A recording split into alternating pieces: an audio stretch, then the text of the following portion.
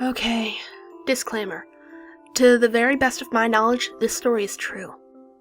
I don't expect to convince you. Truth be told, I've had a hard time coming to terms with it myself. Cliché as it may be, I really am a rational person, and, if not for this, I would probably be the most stone-faced atheist you've ever met. But, after much internal struggle and debate, I have come to the conclusion that there are things in life that simply can't be explained with reason. At least, in the form in which we know it. Logic, for all the trust we place in it, is really nothing more than a candle, all too easily snuffed out. And when it is gone, we are left alone in the dark, and everything we would scoff at by daylight suddenly becomes very believable. Alright, before I wax too melodramatic, here's my story. I was very young, only 4 or 5 at the most, before either of my siblings were born. It was just Mommy and Daddy and me, living in our little house in Great Bend, Kansas. Very quaint. We were a young family without much money, and most of our furniture was second-hand. It was the middle of the day. Summer, hot, boring. I was playing marbles by myself on the thin carpet beside the old, huge, flower-patterned couch. Mom was down the hall in the kitchen, and Dad was at work. Why I was trying to roll marbles around on the carpet, I don't know. We had a perfectly good linoleum floor after all. But there I was, swishing the marbles back and forth, happily bouncing them into each other. Then, in my overzealous enthusiasm, I rolled too hard. My favorite marble, the clear ruby-red one, zipped into the dark space under the couch and was lost. Damn it.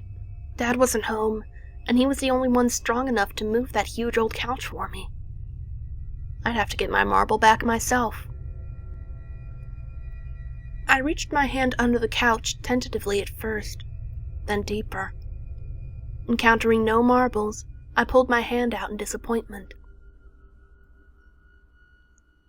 Then, a hand reached out from under the couch, back at me. I remember the image vividly, and I suspect I always will. It was a slim hand, with tapered fingers, a woman's hand. It was gnarled and wrinkled, as if aged, and it was dead black. Now, not black as in African, black as in dead. Of course, back then, I didn't know that corpses blacken as they decompose, so I didn't know what the black meant. The hand reached out to me as far as it could, which was just up to the wrist. Then it retreated under the couch. Then it emerged again, this time pushing with it a little crumpled-up plastic bag with a logo on it I didn't recognize. It waited, as if expecting me to take the bag. Then, when I didn't, it pulled the bag back under the couch and was gone. I got up, walked down to the kitchen, and told my mom what had happened. Why didn't I run screaming, or at least run? I don't really know. All I can say is I was a little kid. A hand reaching out from under the couch at me didn't seem like that huge a deal. I hadn't learned what was and was not permissible in reality. I had no worldview. Mom was skeptical, but walked me back to the couch and explained how I was probably imagining things. She then reached her hand under the couch to convince me that nothing was down there. Later, Dad lifted the couch for me, and the only thing under it was, of course, my missing marble, plus a few more marbles I didn't even remember losing. But here's the scary part. For years, I remembered this. I even developed a weird fantasy of little hand people living under the couch, and I, in my childlike innocence, believed that they would catch me and take me away if I ever reached into their domain again. Then as I grew older, I wrote the memory off as a dream I had had as a child. Cute, but silly.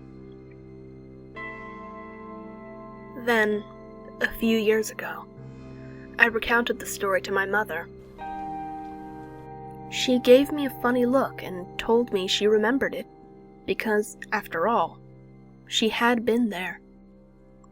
She told me that she remembered me coming to her in the middle of the day and telling her about the hand under the couch, and remembered being highly disturbed by my story, since I was an extremely quiet, well-behaved kid who didn't ever lie.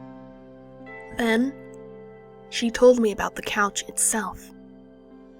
According to her, she and Dad had gotten the couch from the estate of an old woman who had actually died on it. This was the first time that I had heard about this, but it sure explained why they got rid of the couch within a month of my story. But here's the part that truly frightens me even to this day. The part that I have to try so hard to get out of my mind some nights. Remember that bag the hand pushed towards me?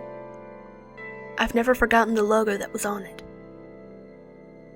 And recently, as in a few years ago, I saw the same logo again, on what looked like the same type of bag, in a hardware store.